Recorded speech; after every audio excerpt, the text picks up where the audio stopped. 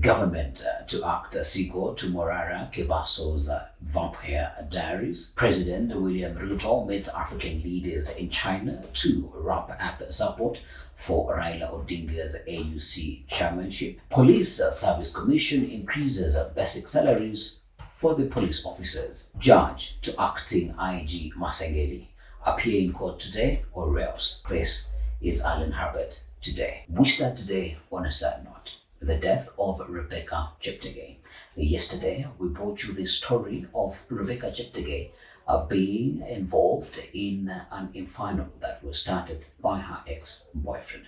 I would like to stand in condolence and solidarity with the family and friends of the late Rebecca Cheptegei, but also call on all the responsible parties to put mechanisms and regulations in place to make sure that no other woman or athlete for that loses their life to their ex-lovers. Now to the news. The government is set to act in a sequel of Morara Kebaso's. Government is set to conduct a nationwide inspection of development projects. Now, the government plans to conduct a nationwide inspection of development projects initiated by the head of state. Officials from the office of the president will conduct comprehensive assessments across all regions to assess the progress of these projects.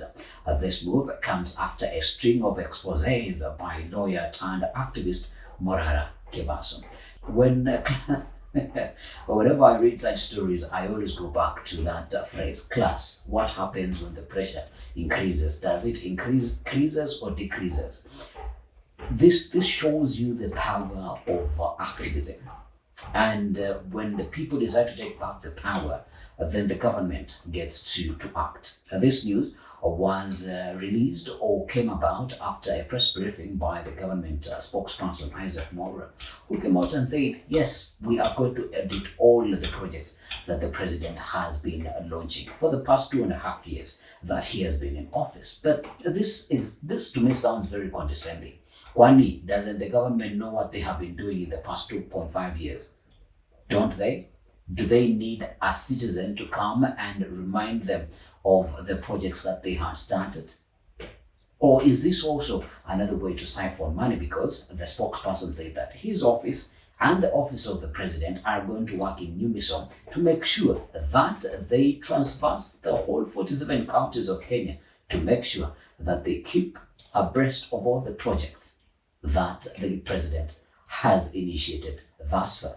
Now, I think this is going to be a fast and furious because the president's side or the government side is going to make sure that it races ahead of Morara Kebaso before he goes to his next revelation. Now, Morara Kebaso also today on his Twitter, he has mentioned that he has gotten a swanky new ride to help him in the Lord's work that he has been doing of late, and he's calling on branding experts to make sure that they help him brand the new ride that he has to implement the Lord's work. Away from the sequels between Morara Kebaso and the government, now to the FOCAC.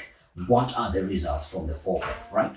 Chinese President Xi Jinping on Thursday pledged $51 billion in fresh financing to Africa support for 30 infrastructure projects across the resource-rich continent, and promised to create at least 1 million jobs in a speech at a major China-Africa Cooperation Summit. That is the FOCAC.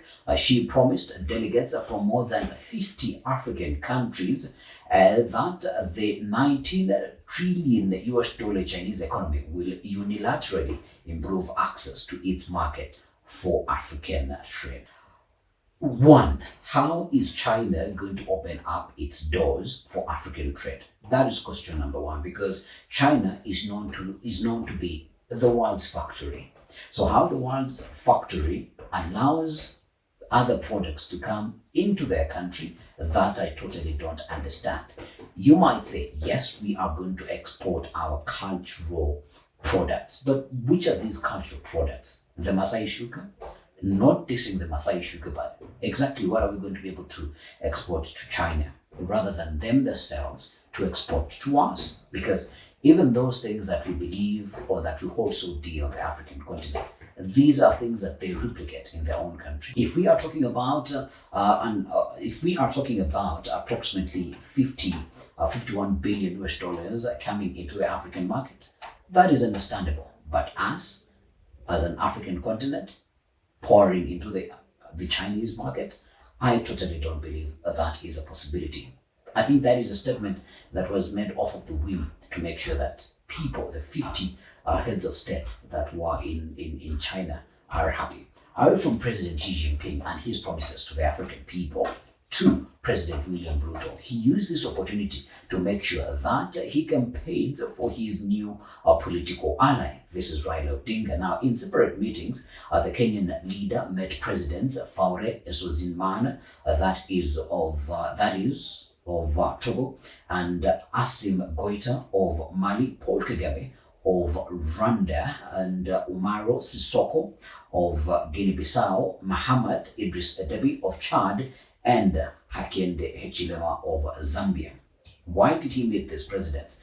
To constantly remind them that Raila Odinga is the man for the AUC job. You need to remind people on what they have to do over and over again, or in the way that they have to vote. Because when you look at this news report, he still met with the president of Rwanda. It was important to meet with him because President of Rwanda did not attend in person the launch of Raila Odinga's AUC bid here in Nairobi. Rather, the Prime Minister of Rwanda was sent here. So I think that was important for the president to meet with Paul Kagame of Rwanda. Away from the president in China now, back home, Police Service Commission increases basic salaries for officers. This is good news for men in the service. Now, Police Service Commission raises basic salaries of police officers. Fresh constables get 4,000 Kenyan shillings increase, and while entry rank senior assistant IGs will earn at least 21,000 shillings more. Now, these are being implemented off of a report that was created by a task force led by former Chief Justice Maraga, and there are new sweeping reforms that are supposed to go into the police service and all of that, to make sure that the men of the cloth they receive the best care that they can get from their country. Away from the good news towards the policemen, to judge to acting IG Masengeli appear in court or else. IG Masengeli is taking acting to a whole new level. I thought if one is in an acting position, they must act at their best level. Listen to this. Acting Inspector General of Police Gilbert Masengeli has for the 5th time failed to show up in court to explain the recent abduction of 3 men in Kitengela. 5 times. You are snobbing the courts 5 times. Now, the reason that has been given why Masengeli has not been able to show up in court is because he is in Mombasa for a workshop. Yeah, he is in Mombasa for workshop. But the LSK Kenya, the LSK, that is the Law Society of Kenya, are like, no, we're not going to have this. Yeah, you're going to need to hold the acting IG in contempt of court, and you're going to have to make them, like, slap a fine onto them. Now, he was expected to explain the whereabouts of 3 missing men. That is Jimmy Longton Hashim, his brother Aslam Longton, and activist Bob Michemi Njagi. They were abducted by men believed to be police on August 19th, 2024, during the Gen Z protests. Now, you can only imagine the agony that the parents are going through, or the family of these 3 gentlemen who are abducted 19th of August. Today it is the 5th of September. That is some long time to not know the whereabouts of your loved ones. That is some long time. And the person who is supposed to answer questions is in Mombasa for a workshop.